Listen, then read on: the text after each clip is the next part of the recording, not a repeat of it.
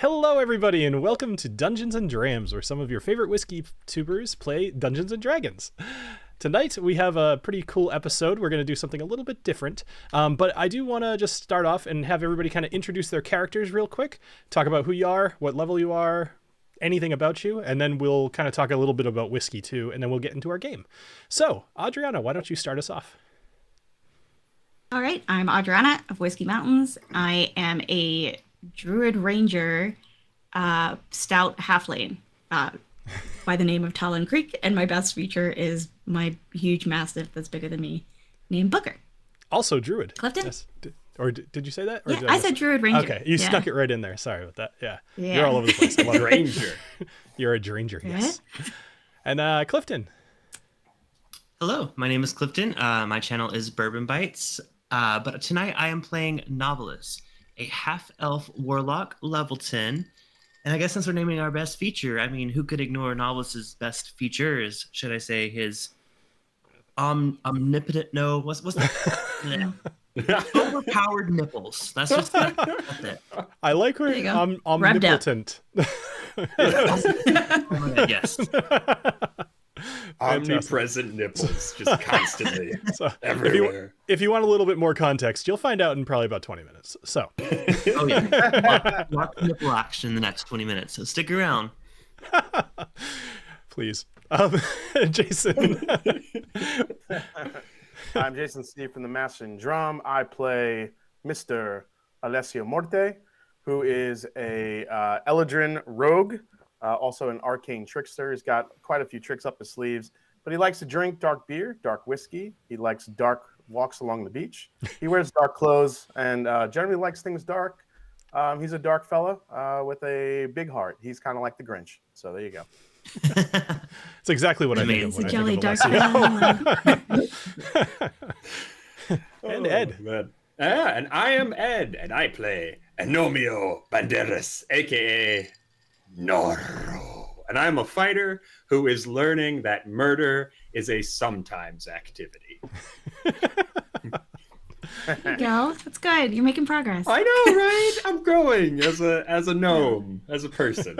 Yeah, we'll see what happens tonight with these air elementals. Well, okay, this is time for murder. Like this is that time. Let's be real. How much can you really grow? Let's be real.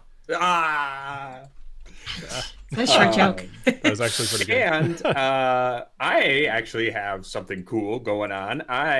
Some of you may know, I am the distiller. Well, the head distiller, except I'm the only distiller, at a little distillery in Lake Mills here in Wisconsin called Salty Dog. And I sent out some samples of this right here to my friends who are currently on stream. And this is actually the very first, well, we've released bourbons before, but they've all been sourced single barrel bourbons. This is the first bourbon where I've actually got my handprints on it. So this is the premiere, the very first, real bourbon, I would say, to come out of our distillery. And, well, I'll let you guys nose it first, or if you've already been nosing. First of all, a round of applause for you. Yeah. That's incredible. Yeah. Oh, yeah, Nice that's pretty cool. So excited. Yeah. Pretty cool. We're all very proud of you, Ed. That's awesome. Oh, thank you. But so it's actually a blend. It's a blend of a couple different bourbons. So it's a blend of a 4-year from a unnamed distillery in Washington, D.C., another 4-year from 45th Parallel here in Wisconsin, and then a 2-year-old from us that we actually made.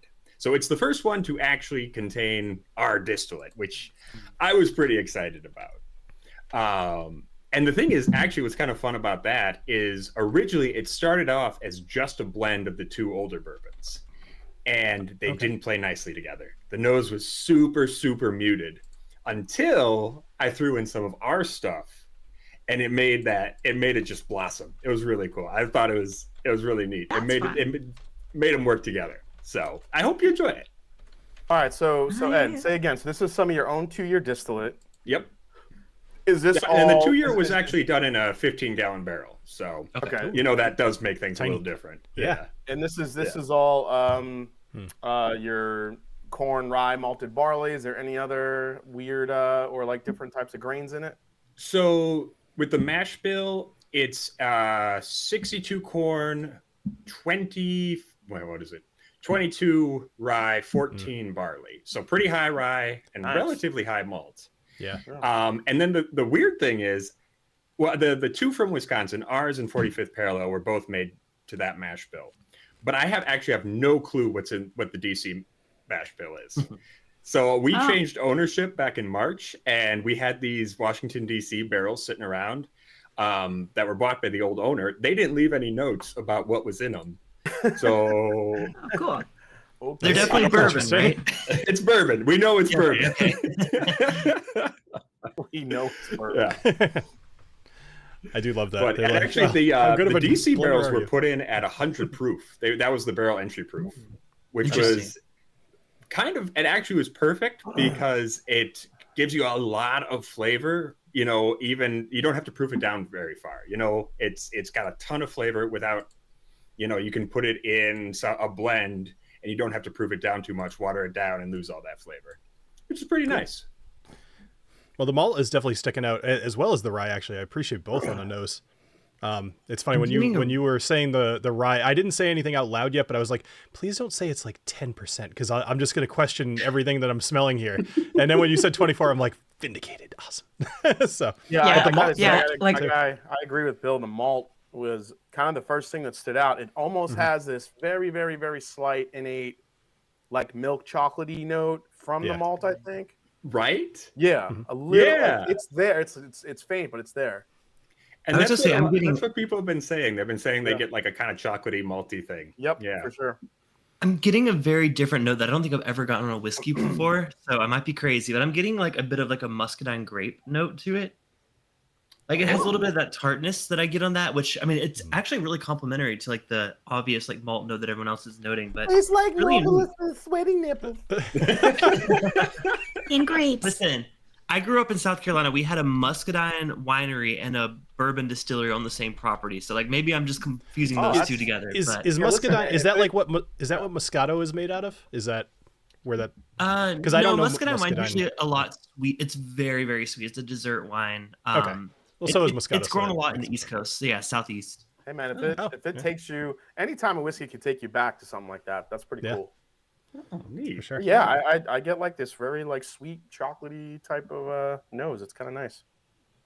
I mean, you could smell that it's young a little bit. Oh yeah, but sure. I mean, as far as we're not trying to market it as though this is, you know, super aged whiskey, and I think that's kind of the cool thing is that this is proof of concept a little bit. You know, it can only get better from here as we get older stock. And I can tell you what though, I've smelled bourbons that are just as young and smelled a lot worse than this. Oh, for sure. Yeah, agreed. I know. I like that you guys. Small barrels probably helped out there too. Yeah. And I like that you bothered to put the higher rye and barley because it's like you get a young bourbon just trying to cash in. And they barely put anything else into it, and it always tastes like garbage when it's. Yeah, I think the high rye and the high malt definitely helps a more youthful product. This is why most Kentucky bourbons, which have super high corn in it, usually those things have to get up to at least 6 years before they start really tasting pretty good. I mean, some stuff out there is pretty decent at 4 years, but you know, this is really nice on the note, and you could tell, like you said, proof of concept, and that there is some really nice. Like, I could see this down the line really blooming into something nice because there's also no bitter off notes. I'm not getting any of that acidity or that bitterness that you get with some of the youthful bourbons that are out there. So it already has a kind of a nice rounded type of flavor spectrum from front to back so far. Oh, okay. What's the proof on this again? 90. Nice. Wow, it like punches. Sorry, yeah, I was gonna say I'm dying. Adriana's pretending she hasn't had a couple of drinks already, but I've already been sipping. All right, cheers, everybody. What you want. All right, I'm gonna cheers to the microphone so those at home can enjoy.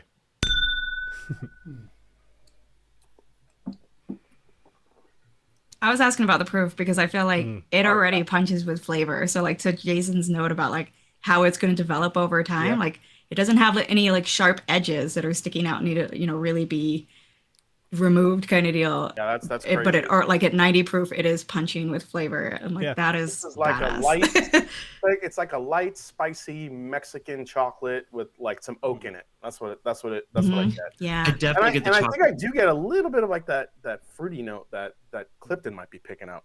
Funny enough, I'm getting the chocolate as you pointed out on the palate. I think it's like it has a really nice, like pretty heavy mouthfeel for 90 proof. I mean, I would guess I think it drinks higher proof, which in my book is always a good thing.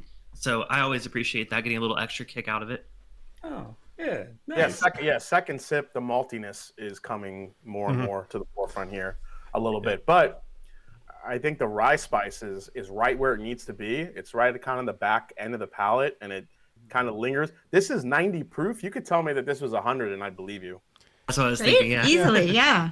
Well, the wild thing was, so this was kind of a trial and error. So it ended up being a blend of 4 different barrels, 2 of the DC, 1 of ours, and then the 45th parallel. But the second DC barrel, I only put in just a little bit right at the end, because when I first proofed it down to 45, it was just, it suddenly got really muted. Like I took it down there and it suddenly got really muted. So I added in a little bit of that other DC barrel and then proofed it down again just to get it right. And it ended up like this. It was kind of this weird, just kind of, one night, actually, I got a little drunk one night, and that's how it happened. I was at the distillery alone. It was like 9 o'clock at night. I was just like, whatever, put it in. That's the best kind of research. Total hazard of the job. Every master blender, master distiller probably does that. They don't admit it, but they definitely like, do a little bit of that. I'm working late tonight. Yeah. It's so hard. Yeah, the rye, I'm starting to get the rye grain a little bit too. Like there's a breadiness character that's coming through, and it's not so much as it's almost like a rye bread, like a rye toast type thing I'm getting a little bit, but carries that spice. Dude, this is good, man. I can't wait to taste this in next I just want to keep me on the sample list for the next few years. Yeah, right. I'm definitely shocked. No I'm shocked that this is only 2 years old. I probably would have put this at like seriously. 4, but that's probably from the smaller barrel. For me, I know that like. Sorry, go ahead. Sorry, I was just gonna say, Clifton. I know you were saying that you kind of started to taste the chocolate a little bit more. For me, the barley isn't as pronounced in the taste as it is in the nose, but the rye is. However, you did the rye really well, where I enjoy rye, but sometimes rye can be like way too green for me, especially with a younger one, and you balance that really well. I was a little concerned too when I was happy about smelling the rye, but I also was like 24% rye this young. I'm a little worried. So you balanced it very well. I mean, typically rye does better young than bourbon does. So I would say so. It's actually a smart move to do higher rye. Yeah. I think sorry, go ahead, Cliff. Oh, I was just gonna close. Final thoughts from me is like, I think, it's always a little bit worrisome when you're like, oh, you're with the person that made the whiskey. Like, is it any good? Like, you gotta BS a little bit, but like this is legit. Like, I would have guessed it's older than it is. Like, kind of like Bill said, and I can see some really great. I mean, if this is the first like premier bourbon you guys have done, I can't wait to see what's next. So well done. Oh, well done. Yeah, and I'm not gonna lie to you. I'm not gonna say like the 2-year-old in this. The 2-year-old in this is a pretty small portion. It's like 54% for the 4-year, another 40% the 4-year, and then that last bit is the 2-year.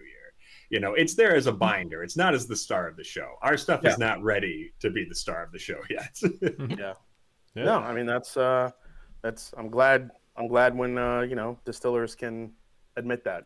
Yeah. Well, I for one am happy that you sent over basically half a bottle of this stuff. So, no kidding. When I opened the box, I'm the size of my head. Well, I wanted to make sure you guys had enough that you could. Don't worry, I'm gonna have enough. Nick's gonna get to try plenty. I'm glad you got enough so the air elementals screw up from Bill. Well, right.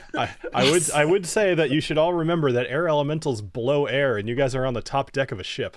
So I'm still hidden. I hope you can clutch your balls. Super. And one final question before I guess we get into the game. So this is released publicly now, right? Yes. So right now we only have distribution in Wisconsin, unfortunately. But yeah, it's actually shipping out to the distributor tomorrow. right now it's at the distillery, and soon it will be in stores throughout Wisconsin. That's awesome. Okay. Well, I was just asking if you have any photos of the bottle. I'm doing a stream this week to get caught up on my media samples, and I have an extra slot available. So if you'd like me to review this whiskey, I'm happy to. Just need some details and stuff if you'd like to send over. I'd love to feature it this week. Very nice. Hey, one last question for me: what's kind of like the outright plan for this? Is this kind of is this going to be a regularly available small batch as it ages up, or is it scheduled like as your stuff ages up, the other stuff that you're using to blend it will kind of phase out? That's more the second one's more so the idea. I mean, I don't want to say, things could change and we could just decide, hey, we're gonna always keep blending to some extent. But I would like our stuff to take a more prominent role and eventually do our own, just all our barrels in the blend. But I think we're probably going to be doing, for the next, 3 years minimum, various amounts of sourcing and probably finishing, the blends in various barrels. So I know one of the things I do want to get in on is, I've been seeing a lot of people who are, rather than finishing in, Calvados or brandy or whatever, they're finishing it in other bourbon barrels, which I think is a very clever idea because, that kind of gives you a very subtle change. It doesn't make this big flavor change, but it certainly has that cool impact where that used barrel can give it a whole new flavor. So I would like to do some of that pretty soon. That'd be cool. That's awesome, man. Well, congrats. It's on Congrats. This is really... it's on a delicious I'm pouring some path. more, so. Well, and you would tell me if it was bad. You gotta be honest with me. Honestly, I would definitely tell you that it's shit. I would tell you later, but I have no intention of telling you later. Like it's really good. I was gonna say check your DMs after the stream. Right. Ew. No, honestly, it's super good. To be honest, the initial sniff, I'm like, it smells a little young, and then it is a little young. As you really get into it, it kind of dives in with that again. That chocolatey note comes out, and I love the spice on the palate. It's good, man. Just let it keep going. Let it keep cooking. Oh yeah, no doubt. So how many bottles do you get out of that 15 gallon barrel? Well, so this one it was like a 60 gallon blend, so I didn't actually kill. Oh, I see. Well, I killed one barrel. I didn't kill the other ones. So that was about 230. Okay. About. Yeah. Cool. All right.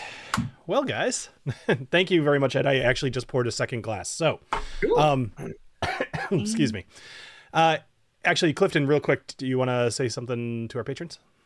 Of course. Well, thank you to all of our current patrons. If you guys are curious, we do have a Patreon, patreon.com/Dungeons and Drams, where you can get access to some behind the scenes maps and exploratory stuff that we don't get access to. So if you guys are curious about that, Bill probably has more details than I do, but I do want to give a few shout outs to our patrons. We'll see what happens tonight. Yeah. But big shout out to Mike, Steve, EJ, James Taylor, David, Martin, and Paul. Thank you all so much for your support. If anyone's interested, like I said, feel free to shoot us a message, join our Discord server, find out what patrons are getting, and we appreciate the support. Awesome. Thank you, Clifton. Last week, I put out a video going deck by deck of the Jewel in the Mountain Crown. And there are certain things that our patrons now know that you guys do not. So, which usually I do things after the fact. I thought this would be a little bit more fun because they know things. So, they drink and they know things. All right. Let's go into the recap. This is a bit of a long one, so I'll talk fast. When we last saw, you guys did a lot of stuff last week. I know it feels different when you break it all up, but there's a lot of stuff. So when we last saw Snortimer's soldiers, the group was wandering about the ship, learning their new responsibilities. Knobolas had a run-in with Alicia. They got their story straight about what happened to Ragnar, and they agreed that they'd both feign ignorance. And Knobolas spent a little time helping Seraphina, the tiefling sorceress aboard the ship, who was not feeling very well. He also made a plan to meet with Talia after a bit of flirting I wrote things stupid. He also made a plan to meet with Talia after a bit of flirting on the balcony that night at 9 o'clock. Alessio learned how to pilot the ship along with Felicity Gearspark and investigated the lower deck where both him and Felicity had an uneasy feeling. That was all you did, apparently. I should plan more stuff for you, Jason. I'm sorry. Yeah, I went in the basement and saw boxes and had a You also rolled shitty, so that had something to do I with rolled it. very shitty.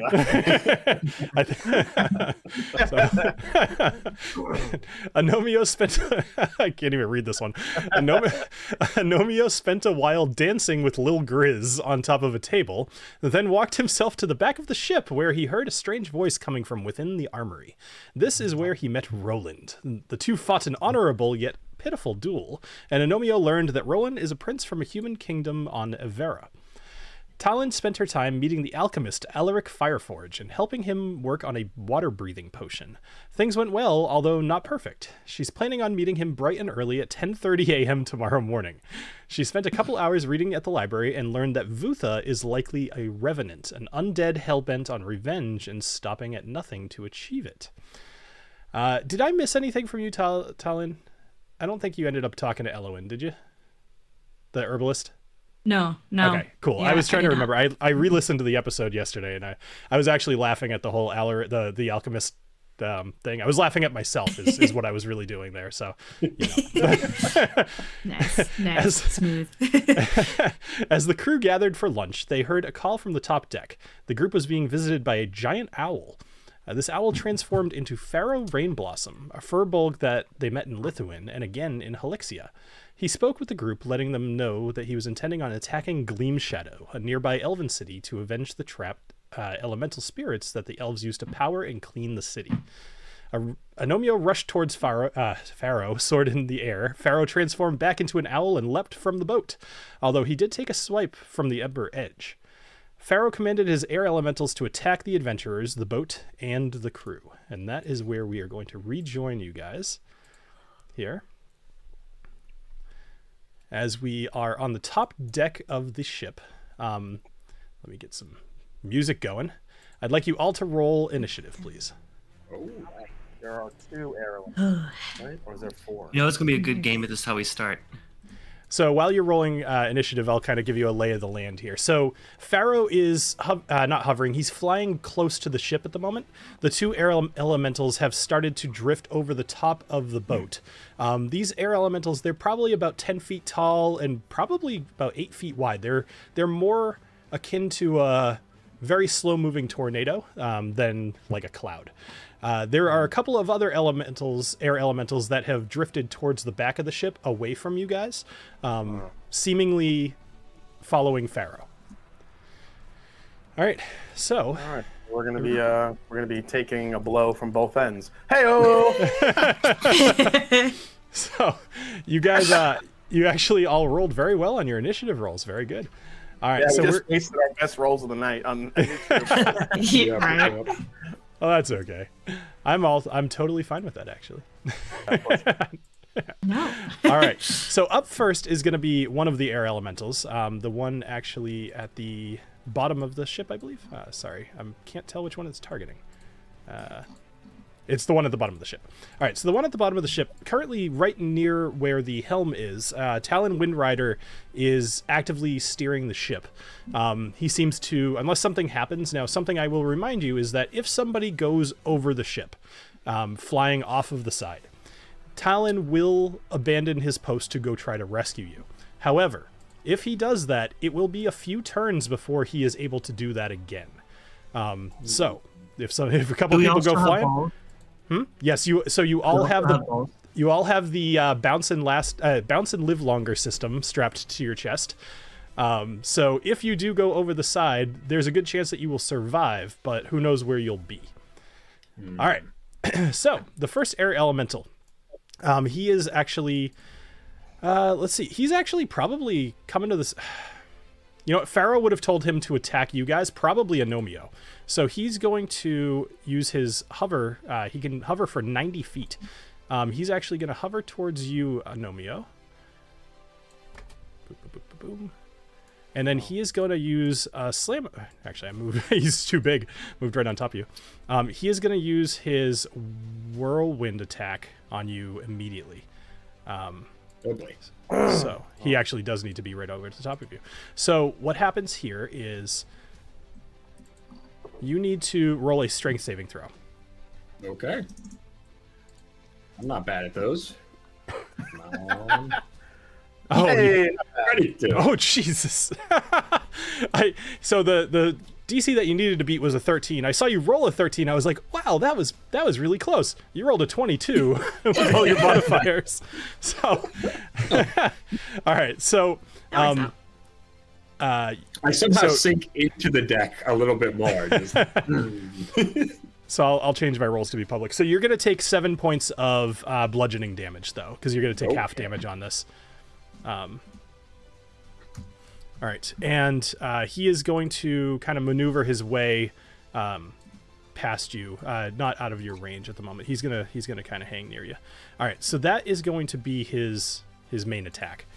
Up next is TaLin Windrider, who is actually not going to really do anything. He's going to hang out with his the way that I have him in there because basically with the turns that he'll be gone. If he's gone for a certain amount of time, it'll help me track that. All right, so Knobolas, you are the first one up, and maybe. Actually, you are currently invisible, hiding on the stairs. You can tell me whether you actually proceeded to go down a flight, or if you're actually just hanging on the stairs. You know what? I'd like to see this out a little bit just to see how it plays out. I'd like to kind of stay where I'm at because I know serious? that any action I take will make me not invisible, and I feel like there could be an advantage to me being invisible. I'm sorry. That's fine. Okay. It's totally your call. All right. All right. Do you want to Also, move at my all, or are you just staying? My strength saving throws are absolute crap, so I will be the first one off this ship if I go up. Awesome. So remind me, Bill, what is downstairs? The different levels. So in the floor directly below you, it's the living quarters. It's where all the beds and the mess hall and everything. Lil Grizz is down there. The last you saw, Milo was down there as well as Serafina. Oh, okay. Yeah, I'd like to head downstairs. Okay, cool. All right, so you are still invisible, but you are... I'm just going to make you visible for the sake of having a icon on the screen. So, what would you like to do? So I'll say you question used for 15 feet of your movement to get downstairs. Okay, question. I know if I take an action, I lose my invisibility, but can I, like, talk to people? You could talk to them, but you won't lose your invisibility. If you were like talking to an enemy, they would certainly get an idea where you are. But if you want to like yell something, then yeah, that's totally fine. Yeah, I'd like to stand in the middle of the room, and you said both Milo was down here and Serafina's down here. Last you knew, Talia, Milo, and Serafina were all down here, as well as Lil Grizz, who's sleeping on the table.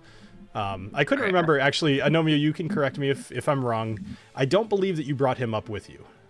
I think that you said that you put your cape over him to give him like a little bed, and you put your hat on top of him too. I know I did that at one point. I don't remember if I did that before I came up, but that might be right. Yeah. Regardless, Lil Grizz is in the mess hall sleeping on the table. All right, so Knobolas, what? Okay. Well, I'd like to use, like, I imagine if my nipple power is so good, so is my voice. So I'd like to just shout out like a booming voice. Sure. Enemies aboard! Come to the deck. Just something just to echo down the halls. Very good. All right, so actually, I will be adding Serafina and Milo to the roster. Dr. Talia Everhart Are your nipples attached to your vocal cords? Do they power your vocal cords? he's got a lot of lung. All of his internal organs are actually just nipples. It's just all nipples. It's just all nipples all the way down. All right. Anything else, Knobolas? Sorry. No, I like you said, like you did. I'd like to come a little bit back up, but stand close to the wall. That way, like they don't bump into me as they're coming up. All right. Sorry, I should have had that. All right, cool. Up next is Alessio. What would you like to do? All right, so since these things like to whip around and all over the ship, I would like to actually cast Sleep on one of the air elementals. Sure. So I'll remind you that Sleep, you end up rolling some dice, and the dice roll has to be higher than their current hit points. And just looking at them, I mean, they could be, but they look pretty imposing. I don't know how much you can roll for your sleep, but I would guess you probably can't get there. Roll 5d8s. Yeah, they have more than that for hit points. All right, well, thanks for crushing my dream, asshole. All Sorry. right. Wait until you beat them up a little bit. Oh, shit.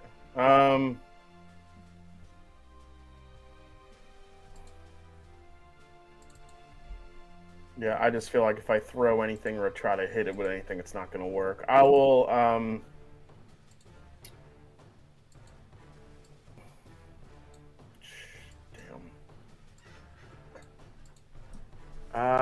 going to go with... that's not going to work. Do you want a minute? I can switch you with Agnomeio. Yeah, let Agnomeio go. I have to look at my Sure. my spells here. All right. All right. Go for it, Agnomeio. Well, have at me, you whirling derv bitch. Nice. I knew he's been waiting all week to say that. All right. Attacking with my Ember Edge, so that's a 20. That'll hit. Yeah, okay. And that'll do, 22 points of damage. 22 points of Nice. damage. Excellent. So you swipe Ember Edge through the air elemental, and you see the sparks and fire from the tip of the blade actually swirl in with the air elemental, and it does a bit of damage. Ooh, that's rad. All right, well, I'm going to do it again. Of course you are, fighter. That's what I do. All right. 18. 18 will hit. All right. I can only use the D6. Oh, no, that's a bonus action. Okay. Mhm. All right. So, wait. I gotta do damage. This is what happens when I give you guys a couple of episodes without combat. 17. All right, how do we attack again? I don't. All right, 17 okay. damage. The first swipe goes through, and the second one comes back. You now see the sparks are actually living inside of this air elemental, and they're staying lit. You see as they're passing through different kind of like I don't know what you'd call it, like parts of the tornado. They're glowing brighter or dimmer based off how much oxygen is kind of getting to them. So this thing is now, it's turning less air and more like a pyroclast. Oh, neat. I say, that is for Helen Hunt, look- you twister son of a beach. I'm looking for a fork Does I that can look like drop it's a and good say thing or a like, bad thing? You son of a finger of God, F5. All right. Are you anything else? No, that'll be it. Okay. All right. Up next is Alessio. All right, well, since Agnomeio just hit him with the fire, I'm going to try to hit him with the ice. All right. So I move closer. I get out Rheimgeist Glacial Sting. Excellent. Throw an attack. And 14. A 14 will not hit. Their AC is 15. Son of a bitch. Okay, then. I'm going to use my bonus action and actually use the blade, use my Frostbite Flourish. Okay. So Excellent. the next time I do a melee attack, he could get some cold damage. I just want to see if I actually hit this guy, what that does to him. So Cool. All right. Anything else? nope. All right. Up next is Felicity Gearspark. So she's in the she's currently in the helm. She's going to continue to do what she is doing because nothing is currently threatening her. All right, TaLin and Booker, what are you all up to? Does she see what's going on? Or is she Oh yeah, wait, what? well so but Oblivious? she's the two TaLin Windrider. I really should have renamed him. TaLin and Talon was a terrible choice. I also realized downstairs I have I get confused Thalia and Talia, which like anyway. All right, so Felicity Gearspark, basically she controls the elevation. TaLin Windrider controls kind of the navigation. The two work in tandem together, and because Felicity works with those plants, that's why she has to be back there. But she's got a window in front of her, and she could totally see what's happening, but she's staying put. In fact, she's closing the door. Okay, gotcha. That makes sense. Coward. Okay, so we're on a ship. I know it's an airship, but ships tend to have a lot of rope. Can I tie myself to the ship? Sure. Actually, I like that idea. You also probably have some rope on you. So, Yeah, like one way or the other. where are you tying yourself? That's a good question. I mean, like, the upper deck wouldn't be truly this empty, would it? Well, Or let's see here. Let me. in this case, because that is how empty it appears, that is how empty it's going to be. So I'm next, like, I'm not next to right now, but I can move over to this area that TaLin, Circle whatever, area. Yep. TaLin Windrider is in. It looks like there's a lot of wood that I could tie myself to that. Sure, absolutely. Yeah, so that'll be your action to do that, but you could absolutely do that. Give me a sleight of hand, just in case you roll really low. This is going to be for tying the knots. I didn't even remember. Ooh, okay. All right, no problem. 12? Are you also tying Booker, or? So not at the moment. I want him to have more range than I will have, because Okay. I have some range attacks and he doesn't. Perfect. Okay, so you So- are able to tie yourself to this, which means at this point, so you probably have, what, 50 feet of rope on you, I would guess? Let's see. So you have rope. Something like that. You have 50 feet of rope, which means I'm going to give you a range of about 25 feet around this thing. Actually, no, you'll have 50 feet, minus 10. So 40 feet range away from this pole right here. Okay. All right. Okay, We'll that's figure that out. fair. And then as a bonus action, BT Dubs, Booker's wearing his bracers of Winter Wolf. He's going to like run and jump to bite this air elemental. Okay. Like that one. Excellent. All right, go for it, Booker. Yep. Come on, bud. Dun, dun, dun, dun. I always yell music for him whenever he does anything.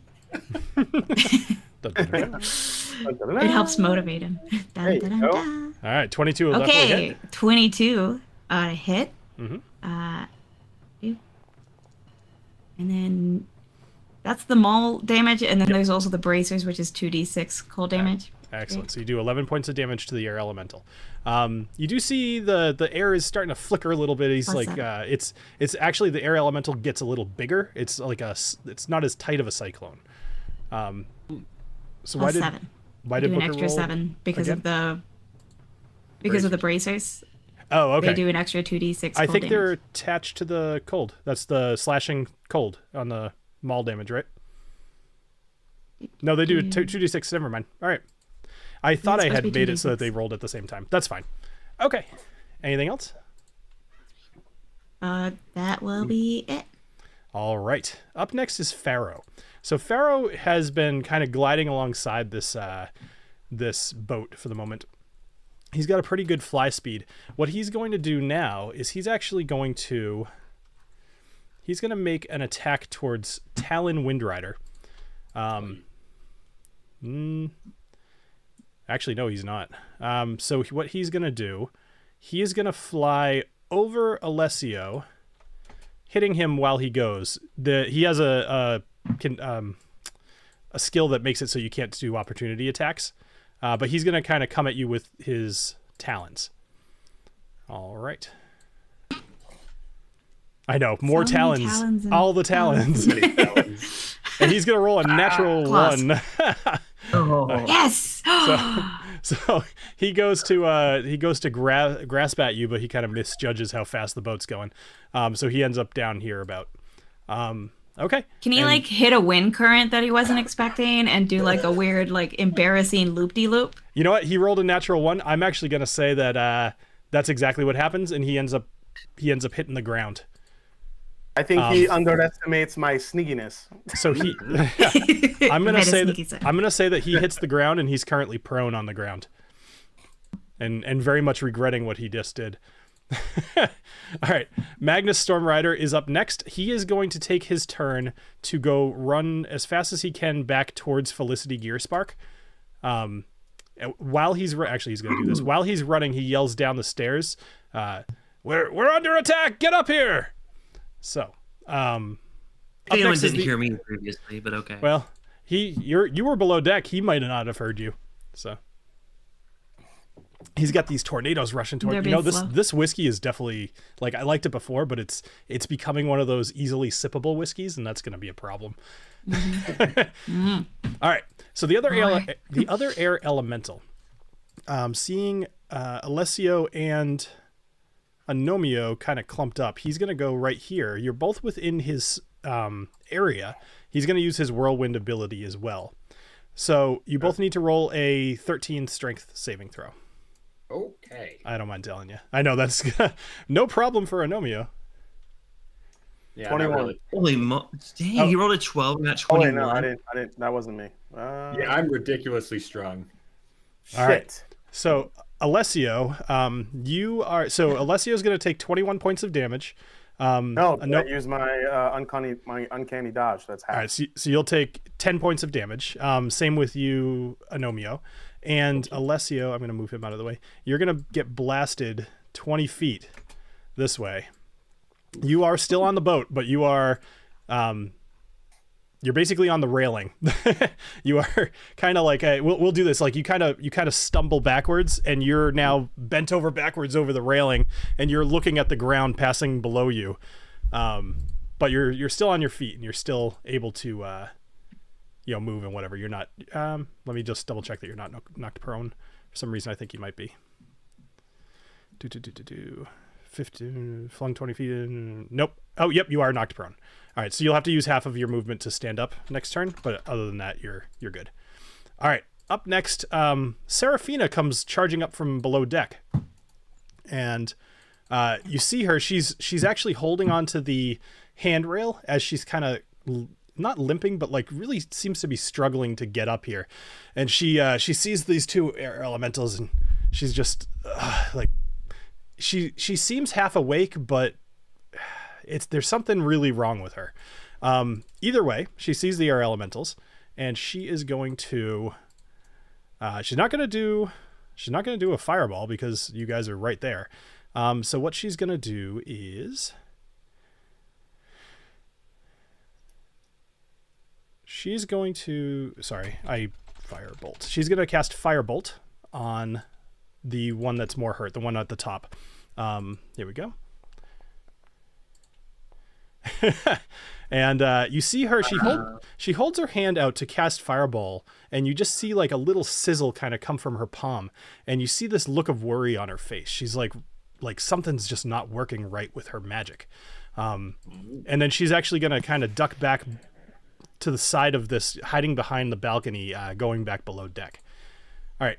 Up next, we're going to go back to the lower deck for a second, where Knobolas and a couple others are. So Knobolas, you see Milo Underfoot come screaming around the corner. He doesn't see you. And he has these two large, think like a rectangular box with a long cannon kind of coming out of it, almost like a potato launcher. Except the potato launcher is obsidian black, and it's got these gold-colored arcane symbols all over it, and they're glowing. And he's just got this really cool look on his. He's just like this is gonna be awesome, and he goes running. Actually, I'd like to shout out. Yeah, no, go ahead. Yeah, no, because he's about to run right directly into you. I would say, Milo, what the hell are you doing? And you see he kind of like skids to a stop. He looks around. Knobolas, where are you? I'm incognito, and it's for a good cause. We're being attacked upstairs. No one knows I'm here, and no one knows I'm invisible except you. Milo, can I trust you to tell me when and where I need to be to help save my friends and your ship? You need to be up on the deck right now. And he takes one of the guns and he puts it right at his feet. He says, pick that thing up, fire it the way I showed you, and meet me on the deck. And then he... No. He just left. Yeah, he left. Well, I can't pick this up and do anything with it, right, Bill? Yeah, you totally could. You so earlier in the day, you hung out with Milo and you learned how to shoot it. Oh no, I know, but like, it'll just be a giant floating gun at this point, right? Well, yes, not while you're invisible. I mean, you could hold it, but it will be a giant floating gun. Yes. Okay, great. This is incredibly unhelpful. Okay. All right. So regardless, Milo runs up and he's going to take out the where did I put this thing? It is apparently the Skyfire Blaster. So he is wearing this bandolier with all these little different colored gems in it, and he aims it at the air elemental that just blew you, Alessio, and tried to get you, Agnomeio, and he is going to take a shot. So you see a whole bunch of energy kind of flow into the front of this thing, and then all of the sigils glow, and you see the little crystal that was kind of working as the ammunition just vaporizes, and a huge chunk of this just magical essence flies out of the front for a 23, which is going to do 11 points of damage to this guy, and push him back 5 feet as well, which is kind of impressive because it's just air, but it's going to work. So. And Milo, he's again has this giant smile on his face, and he says, "Don't worry, everybody, Milo's here." Up next comes the my music is sucking tonight. It's just like not working. Sorry. All right. Up next is going to be the air elemental, the first one. I'm sorry. I also was on top of Booker. No, I was not. No, the other one was on top, like where they currently are. This one was on top of Booker, because I was right? looking to see if we were getting hit at the same time. Yeah, so Booker would have gotten hit by that whirlwind. So the one that is to the right of Agnomeio, like the lower one, was not on top of Booker. Okay, sorry, you're right. And this one was not when things originally started. Okay, never mind. Good. Right. Didn't really want to kill Booker today. Okay, so speaking of which, the air elemental is going to take another attack at you, Agnomeio, except this time it's going to be a slam attack. So he has 2 of these, and what you see in front of you is the air kind of condenses into almost like a hammer, and it swings down at you. And 16, that's not going to hit you, I believe. Oh no. No. So it kind of you I don't know, you do something like you kind of put your hands up and the air just breaks around you, but you see the floor beneath you cracks a bit, the wood splinters and everything, and you just kind of look, how did that not hit me? And as long as he missed. Oh, he's doing it again. He's doing it again, but before that happens, you could do whatever you want. I would like to use my riposte to try and smack him back. Okay. So I'll do a standard attack. Yep. And Natural 20. Nice. Well, all right then. Well, a 30 is gonna hit. Yep. Yeah, I kind of figured, and that's a critical. Yeah. So 26 damage plus my proficiency die, which is a D8. Ooh, you could kill him in this. 20s with whiskey and dice. Okay, so only 27, but still 27 damage, not bad. He had 7 points of hit points left, so now he's got 6. But I was like, oh, you roll a d8. But all right, so good job. So he then comes down again with this like hammer-sized, air thing, and hits you for 15. So because it was 22. All right, but at this point, he is also going to. He's just going to roll to see if he gets his whirlwind back, which he did not. All right. So the air elemental is feeling pretty rough at the moment. He's very close to death. TaLin Windrider, at the moment he is still not under attack, so he's good. Knobolas, you're up. All right. So currently I'm standing beside Seraphina, right? Or I'm on the staircase. Basically. You're still below deck at the moment. Okay. Right here. I'm gonna try something weird. I'm gonna walk back upstairs to be close to near Seraphina. Okay. All right. And I'm going to disguise self and mostly my voice. Disguise my voice to be that of my patron, I think is the term. Solgradan, yep. Yes, Solgradan. I'm going to pretend to be him. And I'm going to talk to her. Seraphina. She looks around. Yeah. Yes? What's up? I understand what you're going through right now. All will be well. Just trust in me. She wasn't the one that, she's not Alessio, right?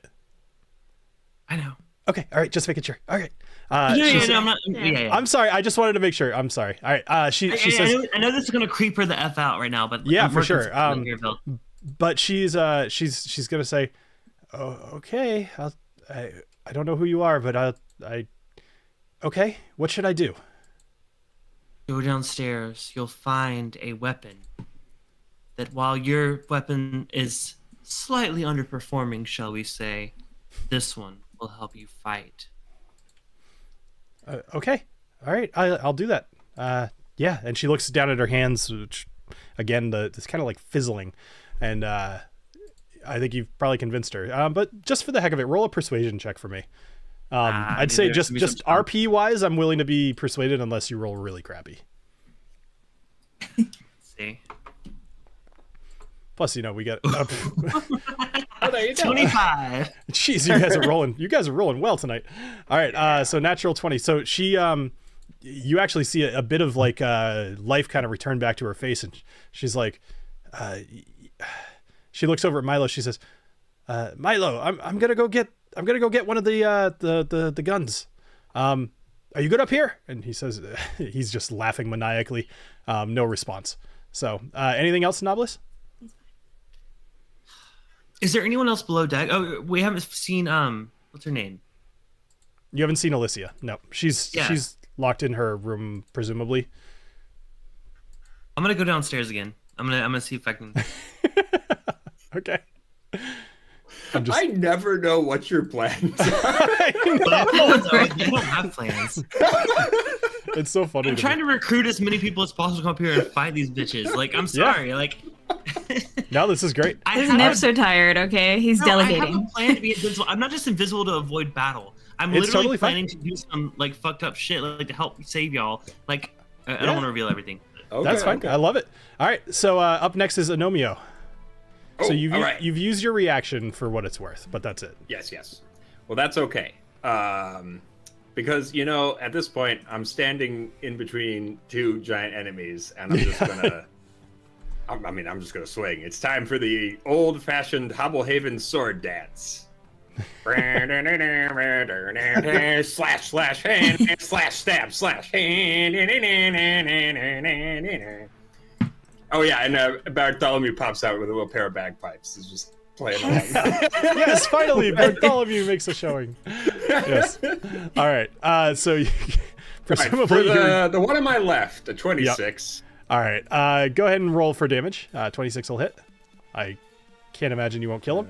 All right. So you go ahead and kill him, but tell me how you managed to kill this elemental.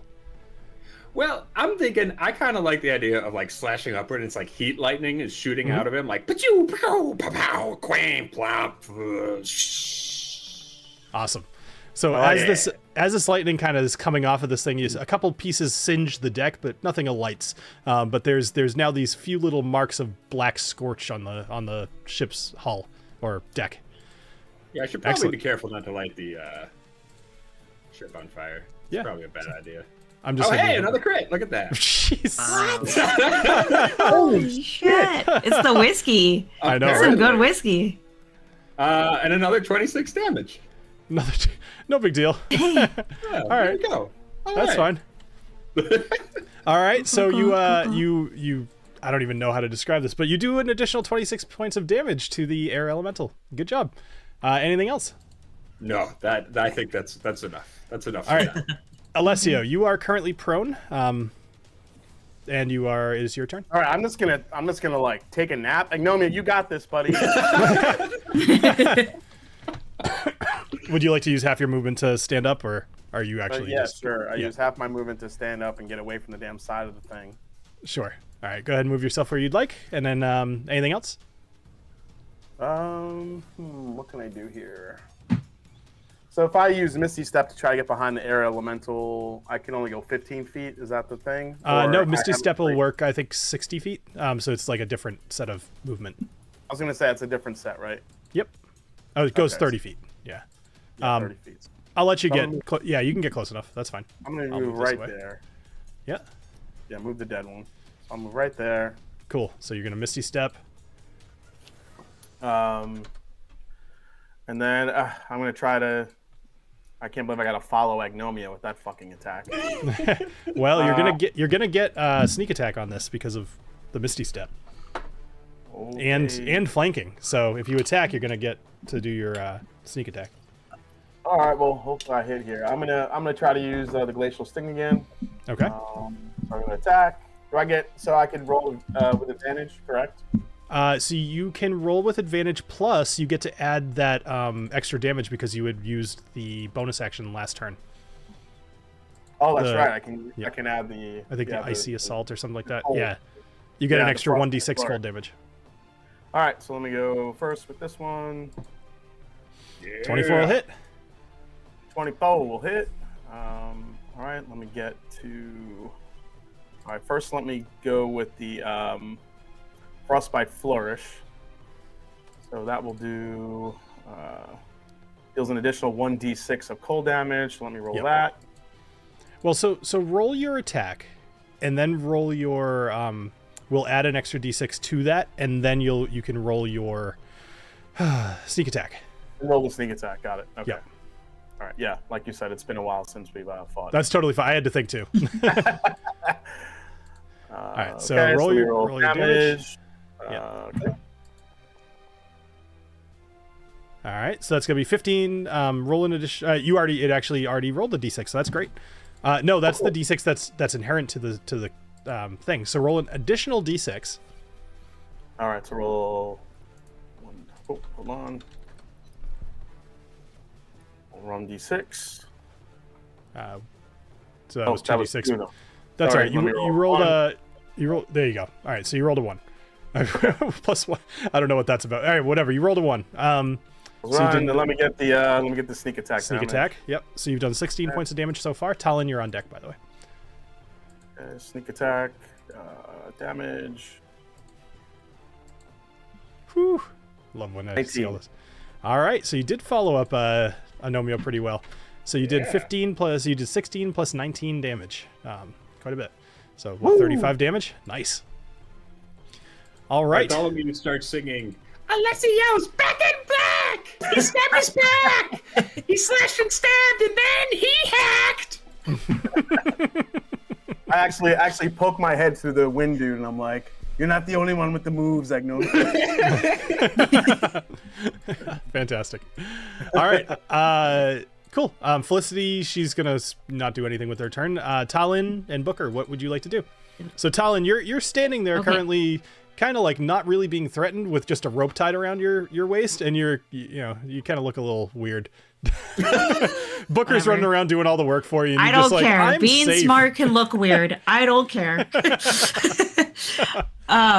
Okay, quick question. Because I'm a little baby when it comes to magic. Sure. I get 2 attacks per action, but like a cantrip or a spell is an action. Can I do like a cantrip and like an attack? No. Or No. So a spell is basically an action. What you can do, Got and it. we could talk about this another time too, is if you have like bonus actions for your regular spell, you could also do a cantrip, but we can discuss that later. Gotcha. Okay. Okay, so I am going to follow-up question. Yep. Is Pharaoh prone? Pharaoh It is doesn't prone. really make a difference. I just want to establish whether he is. Pharaoh is prone, so you'll okay, you'll cool. have advantage unless you're doing a ranged attack, in which case you'd have disadvantage. But if you like go up to him and hit him, you'd have advantage. Oh, okay. So if I did like my tell cantrip me of what- produce flame, I would. I was gonna both basically action, produce flame because it does 2d8, and then Booker was also going to run up and bite him. Okay. Yeah. Yeah. So Do I need the a? produce flame in this case? I don't know what the range is, but let's assume it hits. That would be a disadvantage. Booker Yeah, running up and he hitting should him, hit. which I don't think he can make it. Can I Oh, he can. Yep. That would be an advantage. Okay, go Booker. I'm gonna be trying first so that I don't accidentally hit Booker. Sure. So just to clarify, okay. Here's flame, attack, disadvantage, lame. Well, that's not gonna go. Come on, Booker. So the Take Pharaoh down. the little flame kind of flies past Pharaoh, and it lands on the deck, and you see it just burning for a minute or so, again singeing the deck. It's small. So Booker runs over to Pharaoh. Go Ned, do your thing. He is doing his thing. 22. 22 will definitely hit. Go ahead and roll damage. Damn, Booker. Okay. Booker's the And man. plus my 2d6. Booker's the dog. So Yeah, he is. it wasn't like Ooh. 9 plus 4, so 13. All right, so 13. So in Pharaoh's giant owl form, he actually has quite a bit less health than he would normally. But 13 is not enough to knock him out of that form. So, anything else?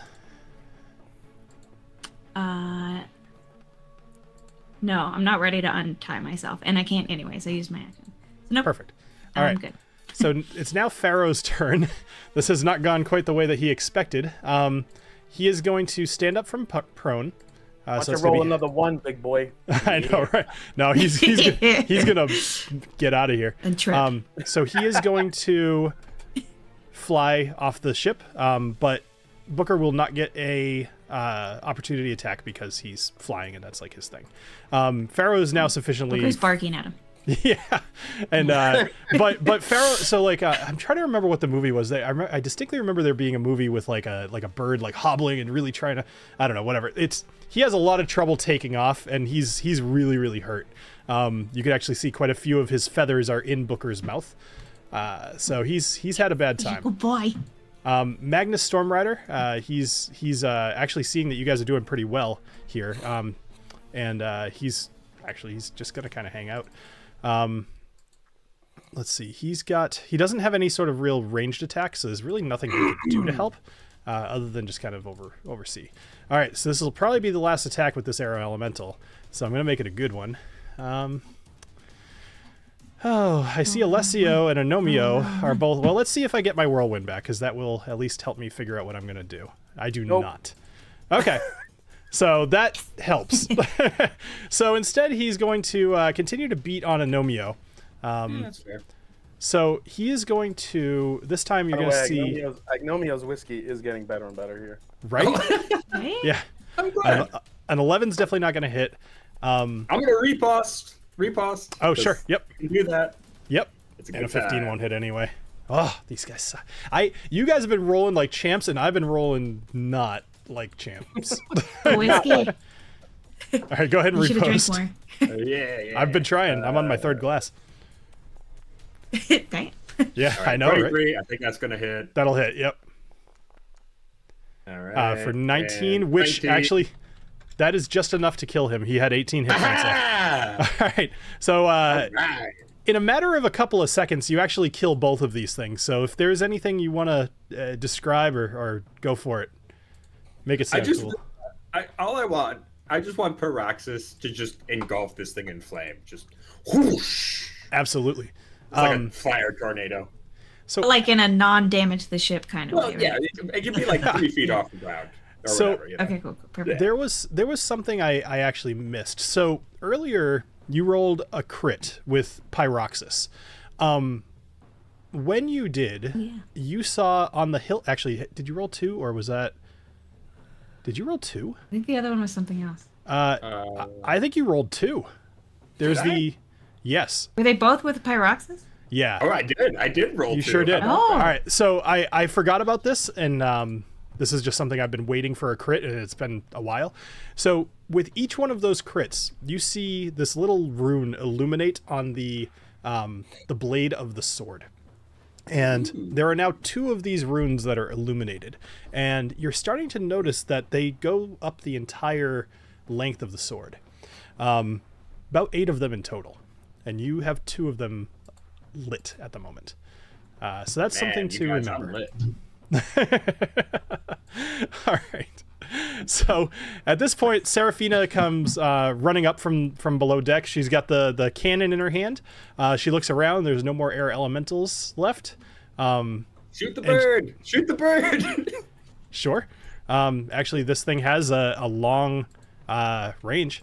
So she hears you yelling, "Shoot the bird," and she's going to. Oh, So- I thought you meant like to give him the finger. Oh, I saw you were like, oh, everybody all at once. Everybody flip them off if you shoot them. to Pharaoh. All right. So she's going to take the Skyfire blaster. She's going to load it with a little crystal, and she's going to take a shot at Pharaoh. 15 will hit for 15 points of damage. So what you see is this owl actually, he's not dead. It that would be a hell of a thing. But it does in midair turn back into a furbolg who you see plummet off the side of the ship. Can they fly? And Yes. at least from your point of view, like where you currently are, you can't see what happens to him. That being said, if you run over, you might be able to see something, but it's completely up to you. No, I would not. Don't go near that. I'm tied. I can't run over. There should be Talin's baby like, oh over shit.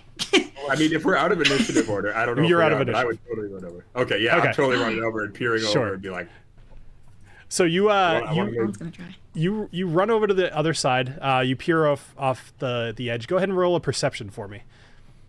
Especially because you're short and it's going to be a little tough to see over the side. well, I'm that's going with him. I'm going with him a look. Sure. Climb up on the thing. Alessio, you can roll as well. Oh yeah, I can't see. Oh. I can't see Jack. I'll try a perception.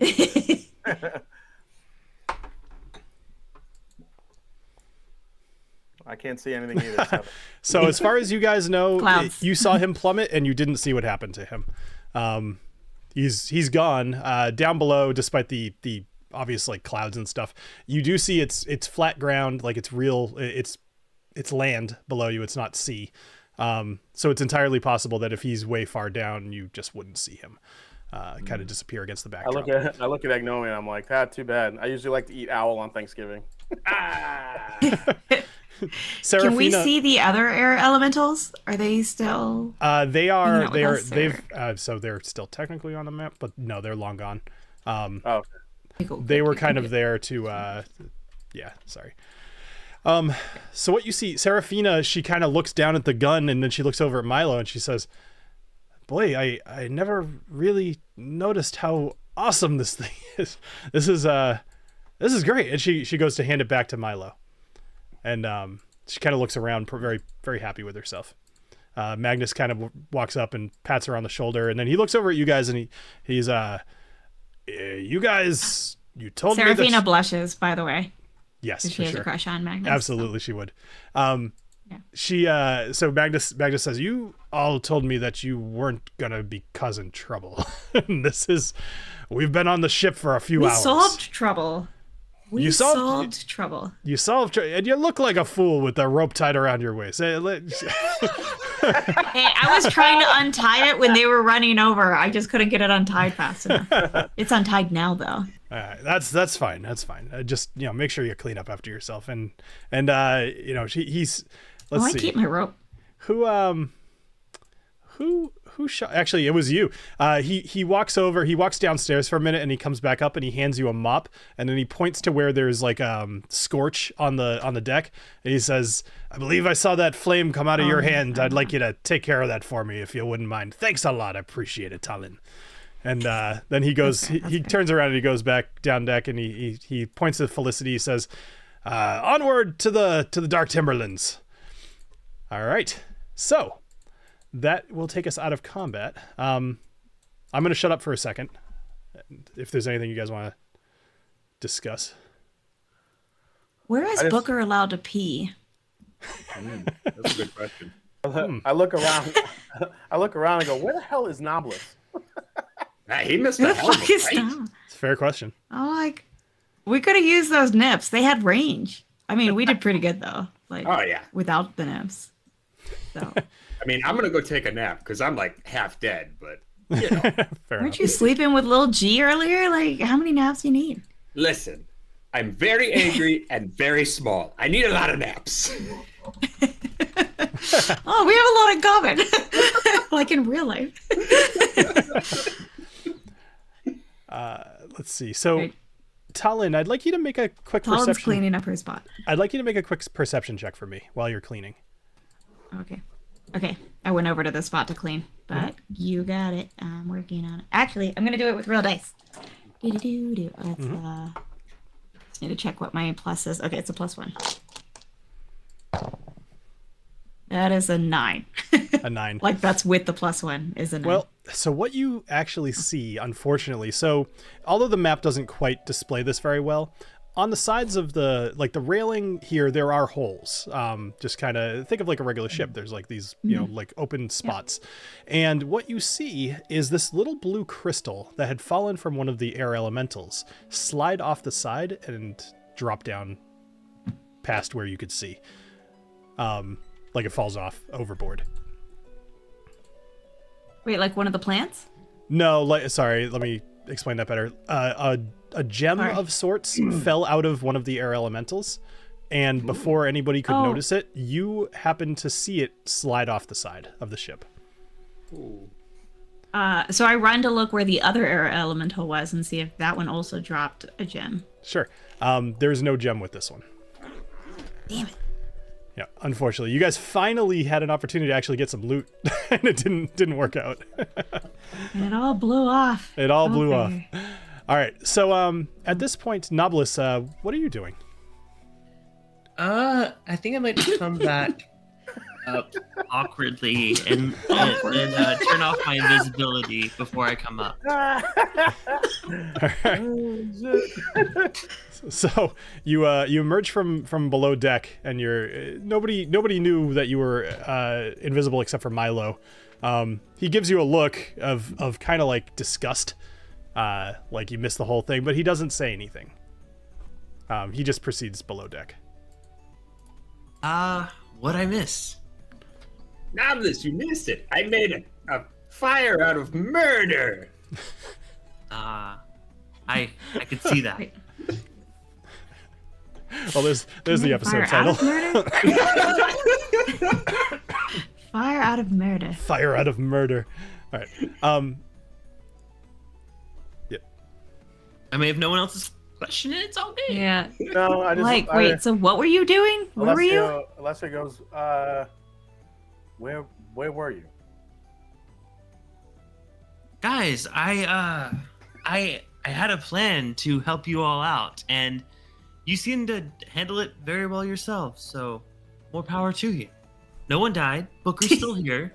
No one died. Okay. Booker That is much is more still That's a here. very low bar. For like, Yes, that is the most important. for a Booker good is day, still like, here. no one died. Yeah. He's like, Yeah. so I'm gonna go. Fortunately for you, Agnomeio was rolling well tonight. For real. You have mollified TaLin completely. TaLin's over there just giving like love to Booker because he did so good with Pharaoh. And he's got all of those little feathers. She's like gathering all the feathers that he bit. Sure. In all honesty, He gets a I bone. actually did have a plan to help you all out. See, whenever I was blown into the stairwell, I put on invisibility because I thought I could find a way to use the blue and yellow elements or stones or whatever they are to shake the ship in a way to make the air elementals get a bit like disoriented. And you guys killed them before I could even make them down there. So honestly, you guys nailed it. Right. Was, Did I was make that a really- persuasion? You tried. okay. That's the, Well, you know, well, I don't understand you, Warlock man. Not Yeah, even a man. little. The air elementals. Let's kinda go drink. Float, the air elementals kind of float on their own. So moving the ship, not really sure how that would work, but okay. Okay, it was just an idea, guys. I'm sorry. My metagame, my favorite part is how you seemed like so proud of this idea that you had, and Alessio was just like, air elementals move on their own and they're like flying. Like, it totally wouldn't have done They were anything. fine. But also, I anticipated this being a much more epic, big battle. Like, Bill, you've been putting us through some hell, and I thought there was going to be at least 10 more air elementals, and I thought I was going to be the savior, but obviously that didn't happen. So, you know what? Actually, Well- I actually do agree with that. I thought there were going to be some more air elementals. Everybody roll initiative. Yeah. No, Exactly. that's why I double checked about the other two to make sure they weren't Suddenly sneaking up on 20 us. Vuthas pop through the deck. Yes. Flying all of a sudden. It's not the Vutha moon comes cycle back, yet. And Vutha has wings. Yes. Fire Vutha comes from the scorch marks. Speaking of, hey, Alessio, I found a book that could be really useful for you. So with your buddy Vutha. Oh, is it all about what do you call those things? Revenant. Revenants. Revenants? Yeah. Yeah. So he's a revenant. I'm gonna need to read that. Yeah. Yeah, I'll lend it to you. But basically, I wasn't around whenever you pissed him off. So I don't really know, like, what you did to piss him off. But basically, you have to convince him, you know, like, resolve your issues with him. Or he's just going to keep coming back every moon. Seriously, cycle. I have to resolve my issues with him? That's how I fix this? Have you seen him? He does. Yeah, I don't know what you did. He doesn't Like, can you make it up to him? Can you find out what was, like, important to him and, like, make that better? I think the important thing was I left him for dead on a sinking ship. I don't think talking it out is gonna work. That's how you. I mean, other than that, he's just gonna keep coming back every moon. You can read the book though. I'm lending you the book. Oh, Wait. is that the clip? I have an idea. I have to hash it out after the whole book. All it says, the only way to defeat him is to hash it out. The book is basically another guy who managed to defeat him. What if we let him drown you? Just a little. What if we trick him into thinking that he drowned him? He's gonna drown me, just But, like you know, drown me. he didn't. Half drown me. A little Like, bit. Just a little drown bit. me enough where I'm almost Actually- dead and revive me. Yeah, exactly. We could do that. The alchemist downstairs, I could fix his experiment. He's not very good at it. But he's got a thing for helping you breathe underwater. So we could make Vutha think that he drowned you, but then we could use that thing so that you could breathe underwater and you'd be fine. So you could just play dead. All right, now I like Uh-huh. all of this. Huh? Huh? Okay. Yeah, Well, yeah. Well, before we leave, make Okay. sure we get that thing, and then let's remember that plan Yeah. when Vutha shows up to kick my ass again. Yeah. We'd need to test it out first because he's not very good at his job. And Oh, goody. as far as I can tell, it works only really well on his species. It works less well on my species. So we should check it on your species Okay. and optimize it. So, but that's a thing. That's a great idea. Option 1 for pacifying Vutha. All right. I like your style. Go with it. So We'll study it. while you guys are having this conversation, Seraphina has strangely stayed near you. At this point, Magnus is kind of wandering around a bit, but Seraphina has stayed near you guys, and she's looking around, and she's looking a little like panicked. And she says, I know what this sounds like saying it out loud, but did any of you hear voices during that battle? Oh, you should talk to Nope, Knobolas. you're cuckoo. He talks to Well- voices all the time. I I heard. think it's the devil. Well. All right. So this is Damn, not. you just exposed me like that. Fuck. So Bill, this isn't. Is this the same voice? Oh no, I didn't hear a voice. Right. All I did was send something weird downstairs. Right. I did not hear a voice. There. Correct. Yep. Okay. Yep. And actually, I would say, well, Knobolas, so let's clarify something. So you were invisible at the time, and you were using your abilities to fake the voice of Silgradan.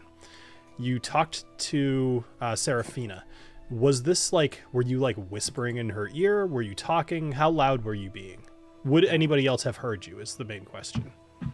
No, I was the only one downstairs with her. Okay. And Okay. to make it clear, I uninvisibled myself before I came back up the stairs, so no one knew I was invisible. Like you said, that one guy, Milo, had suspicions because he heard my voice. Yeah. But no one else would have known. Except when you came up, you specifically said, I was downstairs and invisible and I was doing all this stuff. And she definitely would have heard that. You But did I say had, that. I had hoped that I did not say that, and I was trying to remember if I said that. And just revealed that's it. okay.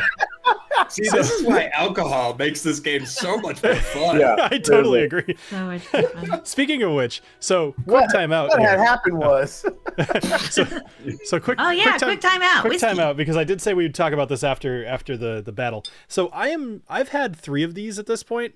Like, I'm gonna have a 4th. This didn't even need to grow on me, to be honest. The initial bite was like a little bit, like you mentioned, it had a little bit of like an edge on it, but really not much. And I think 45% is a good call. I think a little bit higher, it might bring out some more unpleasant, no, like it might carry more It unpleasant. wasn't as good at. I have a jar of cast strength. It wasn't as good at cast strength. Okay. It was. It just didn't have the flavors. It was just kind of dull but with a lot of burn. Yeah. Do you know You what know I cast, do you said remember what drink cast it. strength was? Yeah. 112 after the Okay. blending, because I had that one low barrel and then the other 2 barrels were a little higher. Yeah. Well, I know I said I drank higher proof, but like I just finished my 2nd glass of it, and this is so drinkable. Like I could, I don't think it drinks higher proof. I think it drinks right at 98, and it's like Bill It said earlier. this is delivers dangerously like a higher drinkable. proof. yeah, this is all about that maltiness and the spice. It just rounds everything out, and it's really good, man. It gets Y'all are making me blush. It's getting more, Well, getting more chocolatey too, man. It's so good. you gave a bunch of people who If like it's whiskey too a many good whiskey. compliments, So yeah. If it's too many compliments, I did just pour some Knob Creek single barrel to just up my proof. Well, I mean, don't get me Some wrong. better I did role kill a playing bottle whenever of I Sky Junior drink it earlier. higher proof. Oh shit! no, But oh, yeah. look, I still came back to But Ed's for real, with- this stuff is A good. little bit of a margarita. But like the left fact over that from like earlier. This is the saddest Ooh, looking margarita I've margarita. ever seen, Bill. Well, yeah, I mean it's like done. it's been It's melting old, it's and done. it's not great. Yeah. All right. So as far as I'm concerned, I like this a lot. I'm very excited to see what you do with the old, as it continues to age. Yeah. Yes. Give it. Now back to everyone ganging up on Knobolas. Salty dog. All right, we'll Yeah. Now to Invisa Nibbles. we'll pop back over to the game here. All right, so Serafina, she looks directly at you, Knobolas, and actually she, as I mentioned, she heard you say that you were invisible, and she looks at you and she says, tell me now if that was you, because that's fine, but otherwise, like, it's not good for sorceresses to hear voices, and it might be something I need to deal with. That was certainly not me. I don't know what voice you referred to. I ran downstairs to try to control the ship, as I mentioned, and to get us to go up and down. I shouted out. I mean, I don't know if you heard me when I first came down. I shouted out, "Hey, we're being attacked upstairs! Like, everyone on deck!" And then I immediately ran downstairs.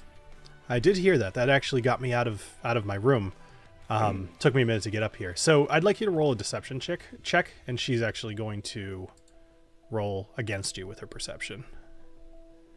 And It's funny because I'm so on Serafina's side because I played her for one episode. I'm like, come on, 25. Serafina. All right, so she rolled lower than shit. 25. So she's at the moment she's like, okay, all right, I need to go think about this for a moment. Can you tell me about this voice you heard? Because I as the team mentioned, I do occasionally hear voices. It was Don't you fuck with Serafina. Don't say it unless you're saying it out loud, because I'll react to it. All right. So she says it was a really deep guttural voice, like what you read about demons. Something I don't want to hear again, but it told me to trust in it. And I shot with the gun, and I hit the owl. Apparently, I don't really know what was going on, but you all seemed happy about it, so I'm assuming I did a good job. And but if this is a new Can thing the other for three me. of us hear this, or is this private? Yeah, no, she's talking directly to Knobolas. So, Okay, like okay. you can hear this, although I see Agnomeio. Did you run below deck or? Oh no, I just backed away from the. Sure. He's back to the tables. He's dancing. It's all good. That's totally fine. All of you can hear sign this. of Uros and backing away. I'd like to look. I would like to look at it with like a look of acknowledgement and like a slight nod and like a little bit of like a grin, Sure. just to slightly indicate that like that sounds pretty familiar to me. All right. She's gonna. She'll see that, and she's gonna make her way downstairs. She's she's not hurt, but again, she's kind of limping. She's walking very slowly, but she's gonna make her way downstairs. And she's gonna say, I'm gonna go back to my room. I'd appreciate if none of you would interrupt me for a while. I'm gonna think on this. All right. Is there anything else that you would like to do? Okay, so I'm gonna go over to Knobolas. Oh God. Because I'm on Seraphina's side. Like, I Am know I you not on her gotta, side? I know you gotta recruit and do your thing, and I'm trying not to get in the way of that. But like, because we've all talked, we clarified like some of our secret things or whatever, like around the campfire, just us, just Snortimer soldiers. But like this girl's got like a future, like she's got a chance with Magnus, like let her live her best life. But she's obviously just not. saying. I mean, her power is weakened. She is sitting in turmoil and distress in her room. I mean, all I'm And trying you to do think is the help devil's her. gonna help her with that? That's I not mean, helping her. look at It's out me. of selfish reasons. Look at me. Should we make a pact right now? Like, no proselytizing without group consent. Right? Yeah. What We was have that to word? approve who you're gonna try and Like, Infer meeting, Clifton. It'll make you look smarter. Like no one try and Proselytizing. convert anyone to their freaky religion until we clear it with the group. yeah. Yeah. Like, we don't care about Alessia or whatever the hell her name is, and her weird douchey Hey, y'all husband. don't even kind know of thing. anything about Like, that. and we don't Y'all know don't know about anything any of about that. That's true. We don't know about any of that. But like, That's we a like group. Seraphina, and she's got like a future. She's doing her thing. She's killing it. Like, She's let her killing. live. Let her do her thing. You don't We've all really got know freaky anything about her. religions. No judgment. Oh, You I worship like the it. devil. Why are you come to her defense? Because TaLin gets like a good vibe with her. They click, and Seraphina And like I plays with also Booker get a good vibe with and her. Lil G. I just want to Like, if Booker likes her, like, that's a good read on somebody, you I want know? to vibe with her in hell. So-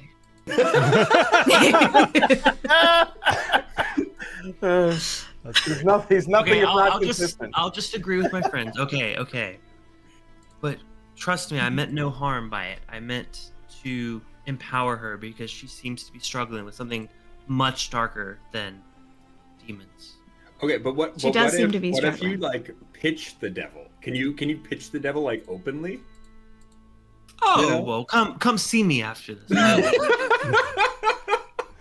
I will pitch to your heart's content. The Book of Demons. At this point, actually, Agnomeio rushing past you, putting his hand on your shoulder and just kind of running out onto the deck. Hello, everybody! Roland Stormwind is here, ready for fights, ready for battle. Where are And those I'm foes? not. Where are the enemies? Knobolas is just Late going to the downstairs. party. He's over it. Aha! I'm just gonna walk up, pat him on the shoulder, punch him in the kidney, and go downstairs. Oh, you got me! That was, that's fantastic. He waves to TaLin Windrider. TaLin, hey, yeah, all right, I'll see you later. All right. Yeah. And he's gonna go back below deck. All right. So, all right. Here's how we're gonna do this next little bit. There were a couple of things. I know it's a little after 11. We typically go till about 11:20. Yeah. So we have time for two more scenes that I was thinking of. The first one is supposed to happen tonight. Well, first off, tell me, does anybody want to do anything before nighttime? It's going to be a generally easy flight for the rest of the day as you guys make your way up the coast of Akari. Is there beer? Like, Yes. what time of day-ish are we? So Like, you guys had just been having lunch when this whole thing happened. So it's midday. Okay. Like, there is time to do stuff or study or just kind of like, we don't necessarily need to RP, but if there's stuff you want to do, we could talk about it. TaLin only got to chat with the alchemist and would like to go down, like, while other people are doing stuff. Sure. She's going to drop Booker off with Lil G. So Okay. that they can hang and rest together. And TaLin wants to go chat with the botanist. Sure. While dropping That's off where she's Booker, you actually see Booker. He runs to the back deck And he kind of lifts his leg up off the back deck, and you see he just pees off the side of the boat. You would ask her. Okay, we figured it out. Cool. Yes, very important. I want to pay attention to the details. Okay, so you go down to the mid deck, where you talk to Elowin Greenbloom, and she is a wood elf, is a druid, and she is tending all of the flowers at the moment. Your job basically was more just to chat with her, figure out what needs to be done, help care for the plants. Yeah. But if there's anything in particular you want to talk to her about, we can do that. Yeah, I'm just gonna kind of find out like a roster or something of when she needs which plants taken care of, kind of thing, and how I can help with that. Perfect. And maybe borrow a book on the plant so that I can be as helpful as possible. Excellent. On the board. She does take some time to talk to you a little bit about Alaric Fireforge, and she mentions, she provides plants for him to do his experiments with. She does kind of confide in you, although it's not a secret, that he's relatively new to alchemy. And so to be very careful that you give him exactly what he asked for, because if you don't, then he'll blame the failure of the potion making on you if it does fail. And that has gone poorly in the past. Okay. So then you spend some time reading in the library, and if you want to think about anything in particular that you want to read about, you can think about that while we go over to Knobolas. So we're going to go over to the living... well, actually, Knobolas, you are going to have a scene at about 9:30 at night. Does anybody else want to do anything prior to that? I'm planning I'm actually going to go back to the... I would like to go back to the control room with what's her name? Magenta? Felicity? Magenta. Yeah, you could call her Magenta. Why not? Yeah. Yep. So Felicity Gear Spark, you are going to hang out with her. Okay. Yep. Just kind of spending time up there, like anything in particular. Yeah. Yeah, I just want to kind of go in there and see like how she's doing, like, during the fight, and if there's anything she saw like while we were fighting. Just to kind of, take her, just to kind of like see what her general observations were while everything was going on, if there's any problems controlling the ship and anything like that.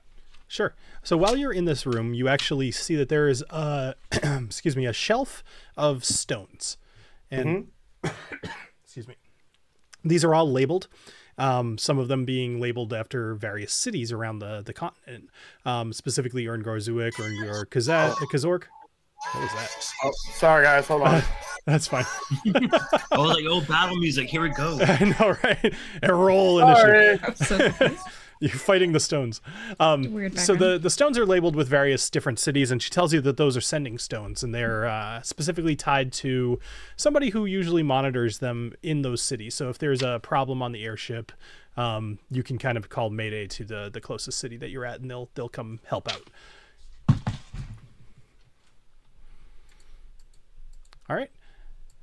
Oh, he's gonna. That's fine. Agnomeio, anything that you'd like to do before? Nope. I am going to go downstairs, grab a ham hock, stick it in the bag of cold, plaster that to my face, grab a bottle of whatever fortified wine they have, and take a nap under the what do you call it? One of those tables, and nurse my bruises. Sure. I was going to say, I'm sorry, why are you sticking ham on your face? I was very confused. Oh, because he got beat up. It's like a cold pack. I wouldn't think to just put a fucking ham hock in your face. Oh, you know what? Yeah, you never took a steak as a cold pack? There you go. Yeah, with the steak, yeah. I'm sorry, I was poor. Like I did not sacrifice steaks for my health. Yeah, I mean, usually it's like a cold bag of peas or corn. Yeah. Yep. Yes, peas. Yes, the frozen peas. Yeah. Hagrid in Harry Potter does the steak on his face. Yeah. So. I've only been punched one time in the face. The few other times I got in a fight, it was mostly like in the stomach or like the shoulder or something, but only one time in the face. Like apparently I've actually never gotten in like a physical fight, and I've actually kind of wanted to. So hey, whoever wants to challenge me on Whiskey Tube, let's go. Clifton, I'm game. How drunk can we get but whoever challenges, Whoever challenges has to tie an arm behind. Yeah, And you are left-handed, so you have to tie your right arm behind. we'll There you do go. like Logan Paul boxing match kind of thing. Yeah. No, and not just getting injured as a kid. I've been Trust in me, a lot like, of fights. I had some situations where like I got a rock thrown to like the middle of my forehead and Yeah. I bled profusely, and I also had some pretty gnarly knee injuries as a child, but never got punched. I was Nancy a good Kerrigan kid. style. Yeah. I've been punched. Sorry, I've we're just punched trying. and been punched. So Question on yes, for TaLin. go for it.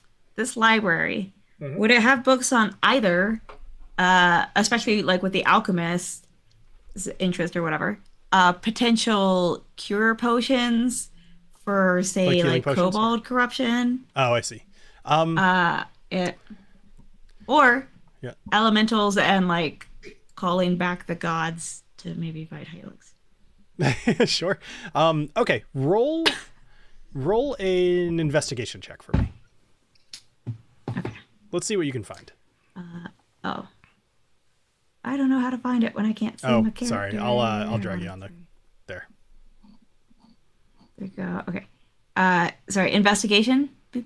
Yes. Okay. Not 20. Natural 20. So Excellent. 21. Well, something to keep in Is mind. that whiskey? Ed? Yeah, I know, right? So something to keep in mind that a natural 20 doesn't necessarily mean success. What it does mean is that you are yeah. confident that there is no book here that dictates or that instructs you on how to cure whatever happened in Norzuek. But there is a book about elementals. What are you trying to... you kind of mixed a couple things there. Yeah. So what were you looking for? So for I'm kind of elementals? curious. So if I've rolled out the Erngor Zuek guys, Mm-hmm.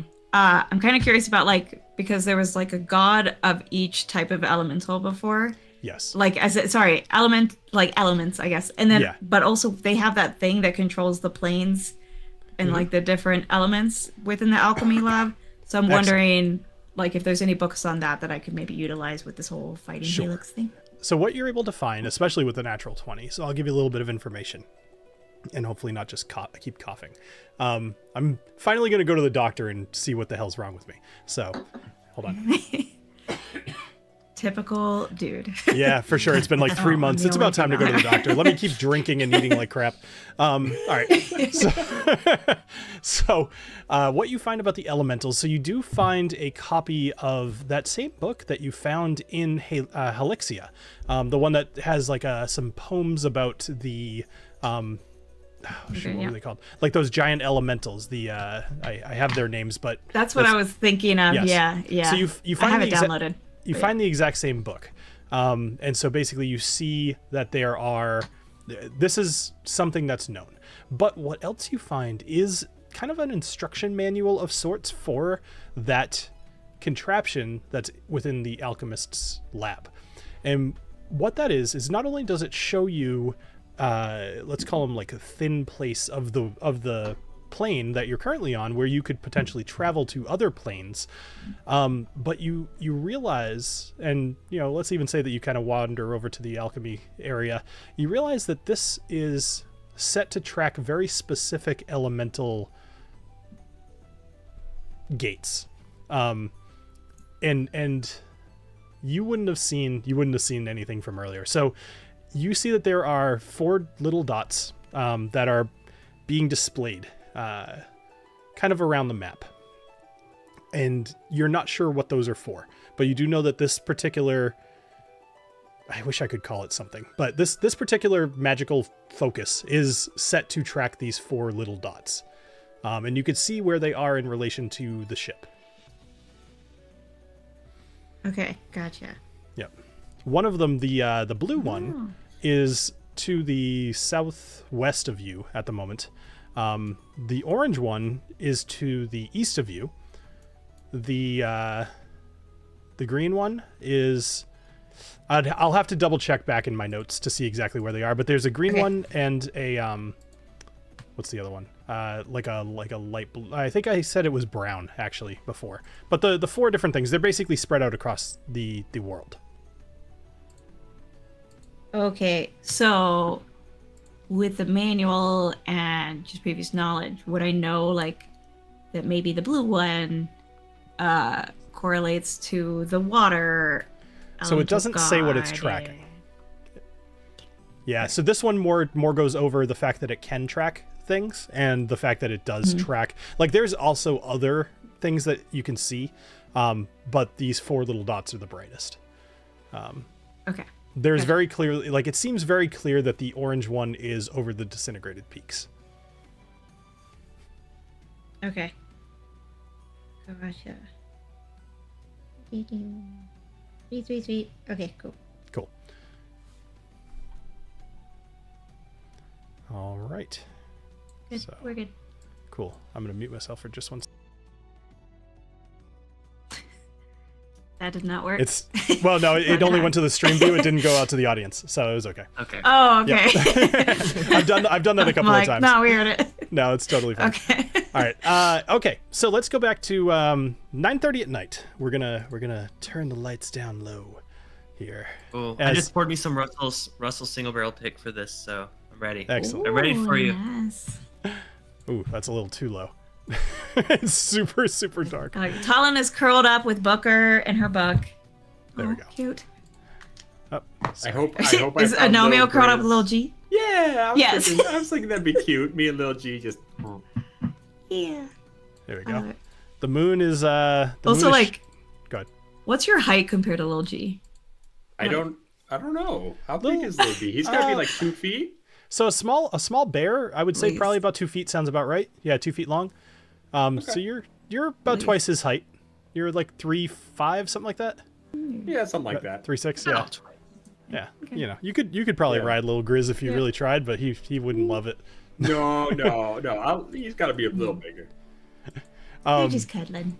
So Knobolas, you end up kind of, well, actually, you tell me. I'm gonna close this door. You tell me what you want to do. You're supposed to meet Talia out on the balcony about 9:30, and let's say it's 9:27, so it's a little early. Can we remind viewers of like what led to this? Because I remember being told to meet her. Yep. So you were in the mess hall. Talia is the chef's, the ship's cook. Jeez. For 4 drinks apparently is where I need to cut off. So it's like all coughing and just stumbling. No. All right. So Talia is the ship's cook. She was cooking and somehow you two kind of got along a little well. There was a little bit of flirting, very subtle. And at some point you ended up talking to her and she told you that she was going to be out on the balcony tonight at 9:30 and if you wanted to join her. Okay, so no demon shit? Not for this person. You know, only half the crew. Not So yet. Knobolas loses track of all the people he flirts with, so That's totally thank fine. you for the recap. You're welcome. All right. Can I bring her a drink? Because I told you I was heading to the bar after to spend Sure. some time. Yeah. Tell me what you're bringing. She was pouring wine last time I saw her. I'd like to bring a glass of wine for me and a glass of wine for her. Sure. Okay. You heading out to the deck? Yep. All right. So you head out to the deck, and she turns into a giant monster and kills you. No. All right. So A snake. you see I her. wouldn't put it past her. So succubus, right? So she is She sitting has out. bigger nips. I'm not going there. All right. So Knobolas, you open up the door and you see the back of Talia's head. She is sitting in one of the chairs, just kind of staring out into the expanse. What would you like to do? I'd like to approach from behind and kind of reach over a little bit and say it's a beautiful night for a glass of wine, isn't it? Hand her the glass. All right. So you come up and she says, "Oh, you startled me," and but she takes the glass of wine from you and she motions towards the seat to her right, and she says, "Won't you join me?" Absolutely. I like to just go into a very relaxing pose, just definitely shirt open because Knobolas, and just be like, Of course. So she says, Knobolas, you definitely caught my eye, but I want to know a little bit more about you first. Before, anything, we should be friendly before anything further. And she takes a sip of her wine. She says, "Why don't you tell me something interesting about yourself?" and I'll do the same. Interesting. Okay. Well, you know, I seem to carry myself in such a way that presents high class and wealth. Very few people know that I'm a self-made man. I come from nothing. And obviously, I've made something of myself. How about you? Tell me something about you. She says, self-made man. So does that mean that you're wealthy? I get by. You get by. So that's a no. But that's okay. So that's okay. I come from pretty humble beginnings too. I'm from a small town on Evera called in the mountains of Vita Mons. Sorry, I want to make sure I say this right. Vita Mons, because whiskey. So so anyway, so she says, I'm from a small town in the mountains of Vita Mons, and I learned to cook from my mother, and I just didn't want to stay in a small town forever. So I found the nearest skyship, and I flew around a little bit, did some odd jobs, learned to cook on a ship, and ended up here. And that's, you know, there's more to me, but that's my general story. So where are you heading, Knobolas? Why are you traveling with this other group of people? Sounds like if you're a self-made man, why are you putting yourself in such danger? You know, your story kind of inspires me to look back into my own past. I never knew my mother. She passed during childbirth, and I never knew her at all. And my father always resented me for what he considered taking her from him. So I've always sought out. I always wanted to know who she was and what she stood for. And that's kind of what brings me here. I've just felt a calling to head to the... Let's get the name of the place we're going. Volantis. Volantis. And I feel like she's... Voltanus. Voltanus. Voltanus. I could just feel that I could feel her presence pulling me there, so I'm just following her guidance. But you said that she passed, so that's very interesting that you're feeling her presence pulling you there. I wonder what awaits you there. So at this point, you guys are going to talk for a while, and you tell me how you want tonight to go. I like the whole open. Like, Knobolas has not been open with hardly anyone in this journey, other than his core shipmates here. Mm-hmm. I'd like to maybe go back and get another glass of wine for both of us and just see how the night goes. Just talk openly and maybe scoot our chairs a little closer. You know, no one's out here, right? Nope, nobody's out here at the moment. I think Knobolas would like to make a move after 2.5 glasses of wine. Okay. It's appropriate. She does say something at some point about being cold, which is funny because this whole balcony is warded from the air, so like it's not cold out here. It's pretty comfortable. Listen, I know to pick up on cues when I can. So I fire blast. I'm just kidding. No. No. I remove my very expensive jacket, put it around her shoulders. Nice. She gets up and she says, "Well, thanks, Knobolas. It's been nice talking to you, and I think I'll keep this tonight, and I'll give it back to you in the morning, and I'll see you then for breakfast." Okay. So now I'm just shirtless. Fine, whatever. Apparently. So much for picking up on cues. You could have just invited her inside. But she does this all in a very nice, like she's playing a little hard to get. And she walks inside and she closes the door behind her. All right. So, I know Jason is gone, so we're gonna. I don't know if Jason's like, if you're there, you should come back because we've got one more roll for the night. All of you end up going to bed at some point or another, and you'll be able to take your long rests. However, before you do, I would like everybody to roll a d4 for me, please. And if Jason doesn't, Jason, if you're able to hear me, go ahead and roll it. You know. All right, so I don't see it. I mean, he must have actually had to go. Okay. Did you end up sending some of this whiskey to Tony Bag of Donuts by any chance? You're muted. Yeah, you're muted. I'm just trying to make sense. He actually was in Wisconsin. He picked up a bottle of the rye and a bottle of our single barrel bourbon. Yeah. Oh, awesome. Awesome. Oh, Yeah. no way. That's great. Yeah. Well, Yeah. Tony. Okay. So, Knobolas, you rolled a 4. TaLin, you rolled a 3. Agnomeio, you rolled a 4. Excuse me. So, On top, yeah. I wish Alessio was here, but that's okay. So Can you Agnomeio, roll for him? I don't want to because this matters. Can I roll for him? It's okay. If he ends up coming back, we'll kind of retcon a little bit, but that's okay.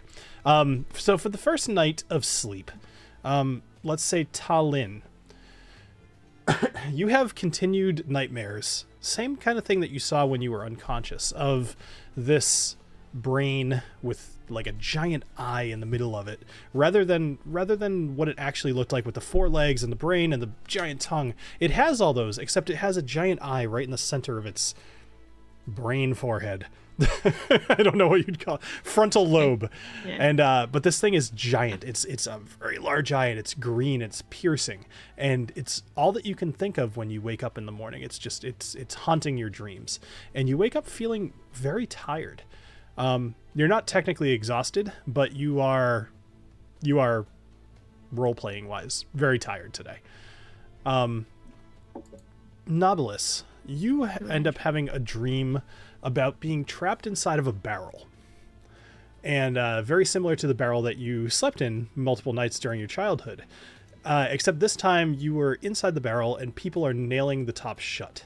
And you feel yourself kind of suffocating as you dream. And you wake up and you try to catch your breath, and you realize it was a dream, and you realize that you're cold without your jacket.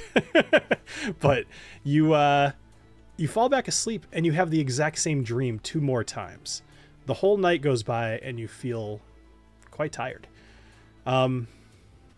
I blame Ed. Yep. He's the one that he's the one that it's nailing me in a barrel. He knows his whiskey, so No. So, Agnomeio, you end up having dreams of Tinbrand. And what you see is Tinbrand actually with a whip at his side, a sword at his waist. And he's being tormented by air elementals and fire elementals. And you see Pharaoh kind of to one side just watching as these elementals beat Tinbrand mercilessly. And he's fighting back. He's brave, but ultimately he succumbs to the elementals, and you see him laying on the ground. At which point you wake up again, middle of the night. You realize it's a dream. You have, whatever emotions you have about it, and when you fall back asleep, you actually dream of the exact same thing again. This time more vivid, and this time you're next to Tinbrand and also not able to help him. Oh, jeez. we're all gonna be messed up tomorrow. So, I'll just Add a little G a little bit more. I'll read out, we'll just assume Alessio rolled fine. It's fine. Maybe I'll have him roll at the beginning of next game, but he's going to also have a dream. He dreams of his sister Mia, and he dreams of that night that he ended up seeing his father kill his mother, and Mia was standing there in the doorway. And Alessio tries to run towards Mia to protect her from the whole scene, try to cover her eyes. But as he gets closer and closer, she drifts further and further away. At which point he sees his uncle come and take Mia away and lead her out of the house. And this is the same kind of thing. He sees the same dream again 2 or 3 more times. He's left with this feeling of not being able to save his sister as he wakes up. And everybody, all 4 of you, end up having these terrible dreams all through the night. As you wake up the next morning, you're all exhausted. You wake up only to the sound of people kind of yelling about food. And you realize that you've probably overslept. And that's where we're going to end for tonight. Oh, boy. All right. So, thank you, everybody, for joining us here. Ed, excellent job on the whiskey. I know we've been very complimentary, but it's every bit of it's been deserved. It's extremely good. I've been enjoying every drop of this. So. I'm glad. Thank you. You're so proud. I'm happy you liked it. Yeah. Is this about a cast strength rye coming up soon? Oh well, so This- we had one a while Sorry, back. We had sorry, a guys. cast rye, and we're going to be releasing another as soon. I've got one barrel in mind specifically, and it's almost ready. It's almost there, but it needs a little more time. So we're going to be doing our official first Salty Dog cast strength rye pretty soon. So I'm excited about Awesome. that. Yeah. I'm going to pause for just 1 second because Alessio happened to come back right at the very end. Alessio, I'd like you to roll a d4 for me, please. A D4. Yes. Okay, give me one In second. case you want a depressing dream. You had a depressing dream. This is actually for something else. Oh. I had a depressing dream. Yeah, you can go back and Yeah, read you it. are. Okay, hold on 1 second. All right, so 1D4 you said. Yes. In the meantime, Ed, feel free I to can't see my not send token me right that now thing. on the screen. Oh, all right. Let's go to the top deck just to make life easy. All right, go for it. Okay, there we go. Okay. But I love everything you do, Ed. Just Thank don't say me the rest. Ooh, a 1. Of course, Alessio is the one to roll a 1. You know, if it wasn't actually randomized, people would assume I'm picking on you. All right. So Alessio, as I mentioned a minute ago, and you can kind of go back and re-listen, but the short answer is you had a really bad string of nightmares about not being able to protect your sister Mia. However, when you wake up the next morning, you're feeling exhausted, and you notice as you're putting on your gear, the Chalice of Kings is missing from your inventory. No. Uh-oh. And that's where we're going to end tonight's episode. Oh no. shoot. Okay. Fuck. So, All right. yeah. I think it was Alessio, whatever the fuck. Oh God, I should have just stayed on the phone. For real. It's funny. They were like, you should roll for Jason. I'm like, well, no, just in case I roll bad. So maybe I should have rolled for you. Should have rolled for me. All right. Well, I want to thank everybody who showed up to the live stream, hung out in the chat. We appreciate you. I watch your chats the whole time. I just don't always respond to them. So thank you guys for showing up. I appreciate it. And check out the AI video I put out actually earlier today on generating a tiefling city. I thought it'd be kind of a fun topic to do because at least as far as I know in pop culture and fantasy in general, tieflings don't typically have cities. So I thought it would be a fun challenge. But aside from that, we'll be back next week and we'll see where the Chalice of Kings went. Oh boy. Wasn't me. For all that wasn't work, Oh, shit. Sean. Yeah, potentially. All right, everybody. Cheers. Well, cheers. Again, congrats, Ed. And I look thank forward to you. seeing you all next week. Cheers. Cheers.